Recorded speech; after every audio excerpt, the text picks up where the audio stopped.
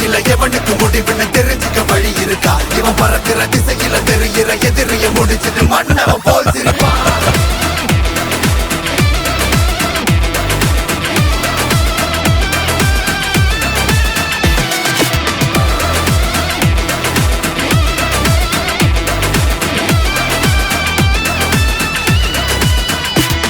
ஒரு சூற காத்து இறங்குச்சுன்னா அந்த ஊரு மொத்தம் நொறுங்கிடுடா.